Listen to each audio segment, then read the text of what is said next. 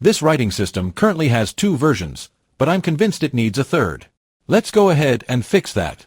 Take a quick look at the 2 versions we have. They're like peanut butter and jelly, always paired together but hardly exciting. Honestly, I'm not a fan. My plan is to create a new version that's longer to make it stand out, especially among the letter A's. For starters, I'll give it a curved peak since one of the previous A's is curved and the other is sharp. Why not include a horizontal bar across the center too? Now we have a design with sharp right angles combined with a sleek, tall look, the best of both worlds. This tallest case A has a modern, dynamic vibe. Moving on to B. Normally, uppercase B has 2 loops. Since this is the third variation, why not add a third loop? Now we've created our new tallest case B. Creativity over convention, that's the motto here. It's not about building the most intellectual letterforms, but about breaking rules or inventing new ones. Next is C. I made it bigger and added 2 horizontal bars. That might sound boring, but here's the twist. Those bars act like gateways. Jump through the lower gate, and you get trapped in a loop, a continuous gateway. This kind of playful complexity is exactly why I call these the tallest case characters. Now, for D. I flipped the uppercase D horizontally. It looks strange and maybe even a bit unsettling, but that's kind of the point. It's a character you wouldn't expect.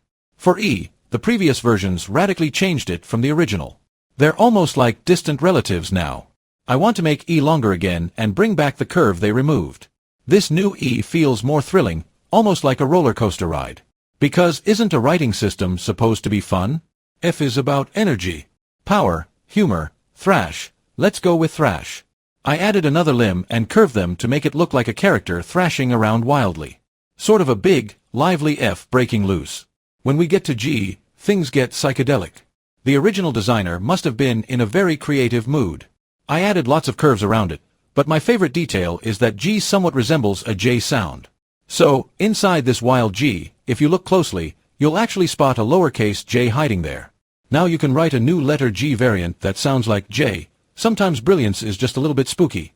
H is interesting because the lowercase version is basically just the uppercase H with an extra vertical bar. So, I turned it into a staircase. That's a deliberate choice because that's how you climb up to this tallest case. It's a mental step up. I symbolizes individuality, me, the author within this crazy letter experiment. I added an arm that extends and gestures, as if I'm saying goodbye to my ambitions or throwing them into the air. It fits the absurdity of this whole project.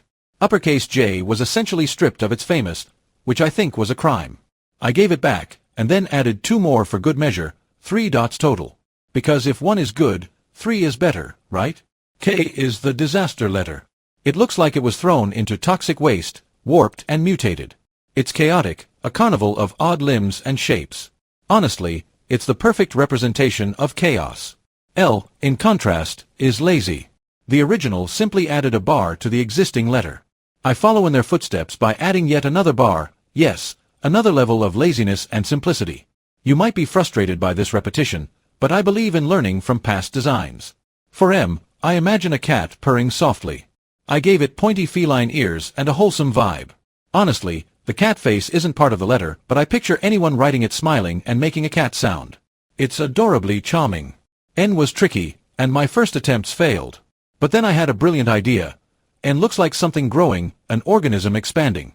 So, the tallest case N became a symbol of growth or splitting, introducing a concept reminiscent of life evolving into language. For P, the original 2 versions both have a bar on the left but in different places. I thought, why not put that bar right in the middle? It's practical, plus it looks pretty cool. I'd use that P in a sentence. Q will shock you, I did some wild stuff with it, pushing the boundaries far beyond what you expect. It's hard to explain, but definitely a makeover like no other. I got a rooftop upgrade with a terrace. It's probably not the most useful letter, but sometimes you have to dream big and add some fantasy into your typography. S stands for slothful. The previous uppercase S designers were thoroughly lazy, they just made it bigger. So, I matched their spirit and made my S equally lazy, but with beautiful bends. It's so curvy it practically invites you to slide down it. T is one of those cases where I ran out of steam, but this is the best I could come up with. U was dull in previous forms, mostly round shapes ignoring the geometric upgrades added to other letters. For tallest case U, I made a bold change, a completely rectangular base with crisp right angles. Then I copied it, shrank it, flipped upside down, and centered it inside. What results is a piece of modern art. V is transformed into a gem, because I said so. The double V or W naming confusion. I fixed that by turning it into a real W, a proper W. You're welcome. X is often overlooked. We don't use it much in sentences. So I put X inside a box, the perfect symbol for filling in forms and marking the spot. The character now lives in its own little container. Why begs questions. Why are we here? Why are we asking? So naturally, I made this letter into a question mark. My new rule: use this character instead of the word why. The word can be cut out of the dictionary. Z is where the creators clearly gave up, they just made it bigger to clock out early. I did the same but added extra bars to spice it up. Now, even the lazy Z got a bit of flair. In essence, this new tallest case script breaks all the norms and rules of traditional writing systems. It's wild, playful, sometimes chaotic, but always creative, defying expectations and inviting new ways of thinking about letters, language, and expression. Who says letters can't have personalities and stories of their own?